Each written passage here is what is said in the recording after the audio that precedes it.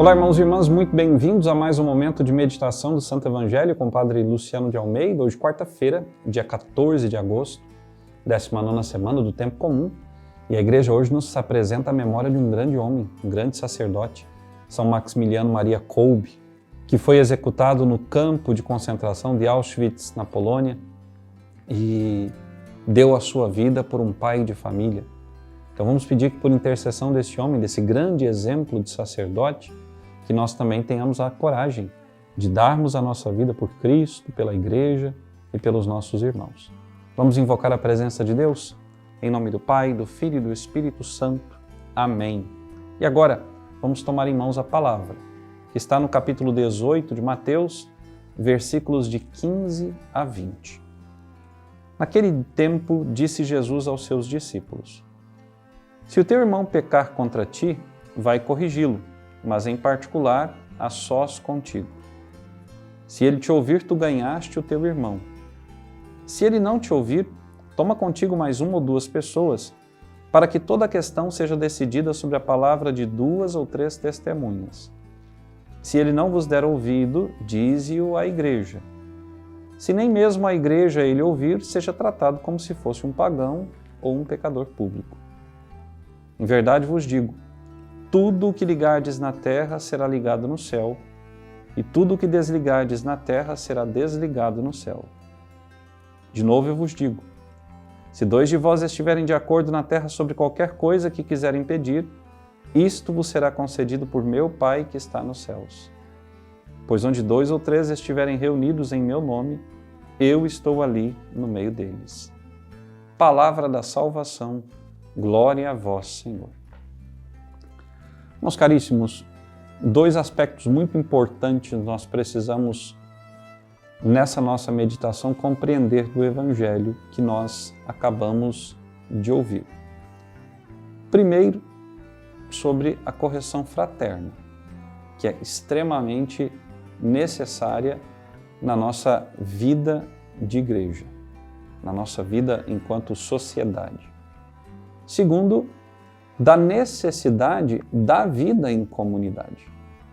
Não há como haver correção fraterna sem vida comunitária. Então as duas coisas caminham juntas, estão entrelaçadas. Só não estará passível de correção ou de corrigir aquele que vive isolado numa ilha. E, para o desespero de muitos, não foi assim que o Senhor nos quis. O Senhor nos criou para vivermos em sociedade e em comunidade cristã. Então nós precisamos viver em comunidade, estar em sociedade. Precisamos conviver uns com os outros. Precisamos suportar uns aos outros. E aqui entra uma dificuldade muito grande do ser humano. E sobretudo quando se chega ao ponto do suportai-vos, como nos pede São Paulo. Suportar, para muitos, significa aguentar a todo custo. Significa ter uma paciência redobrada, uma paciência quase que angelical para conviver com os defeitos do outro. E a Sagrada Escritura não fala disso.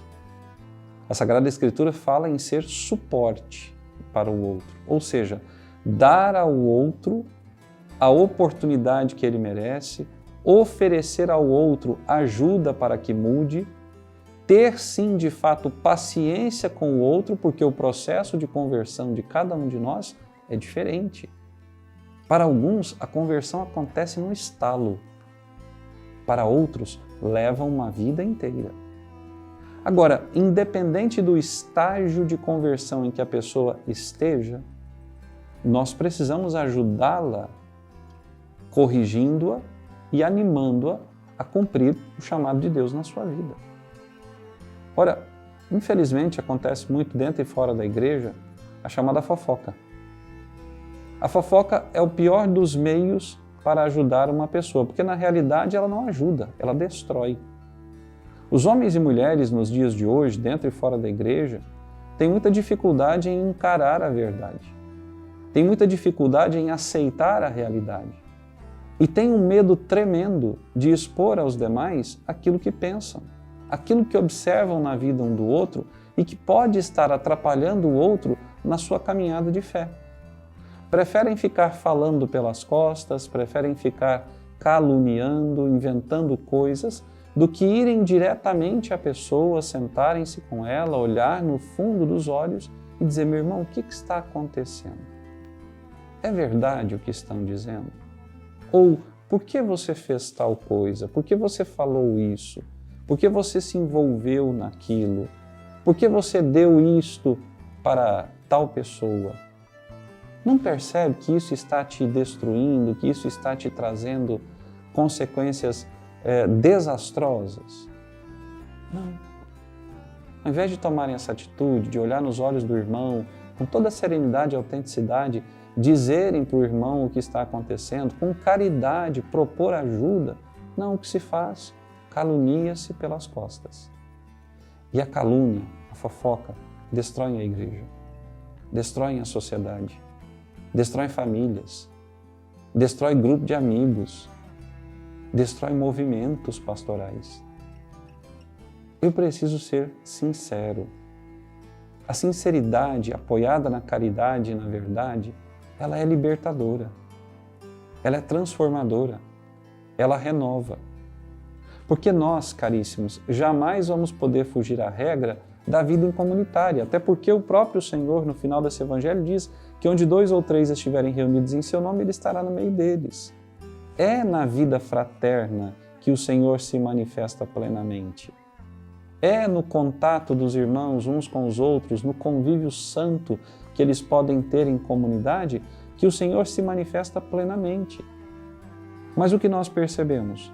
Que as pessoas, por medo da dificuldade umas das outras, por receio de serem corrigidas e corrigirem, preferem viver isoladas.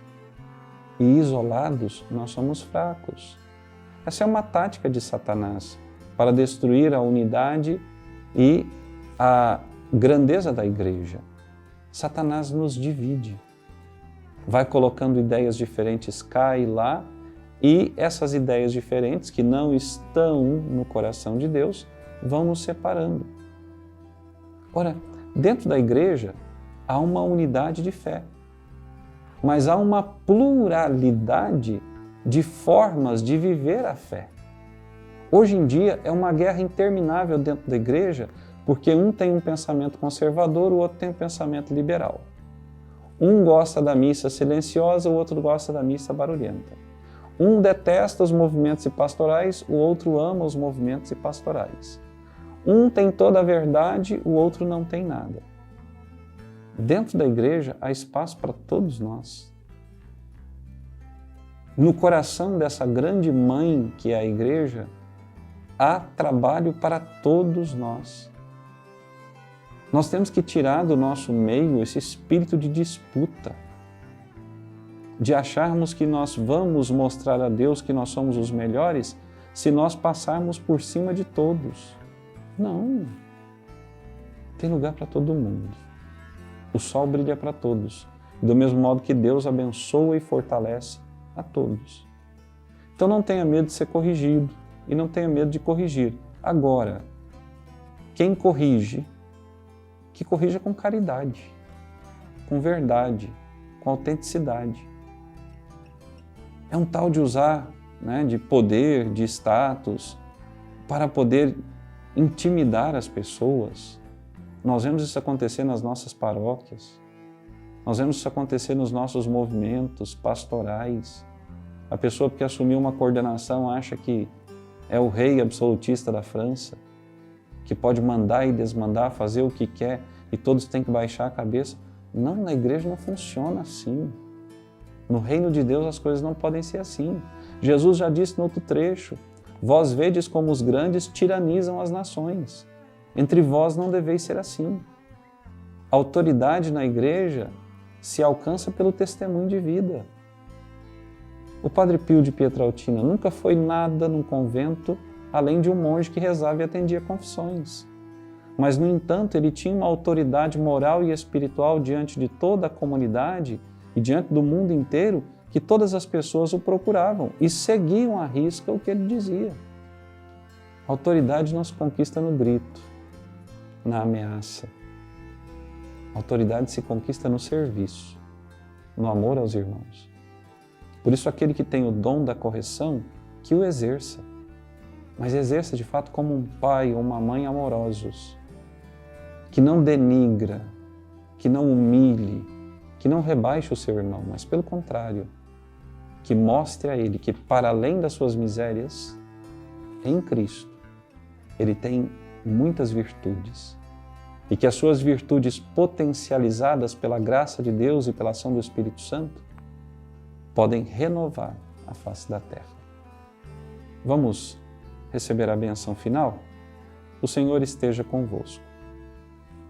Por intercessão da bem-aventurada Virgem Maria, de São José, seu esposo, e São Miguel Arcanjo, desça sobre vós, vossa família, vosso trabalho, sobre todas as vossas necessidades materiais e espirituais, e permaneça para sempre a bênção de Deus Todo-Poderoso, Pai, Filho e Espírito Santo. Amém. Até amanhã.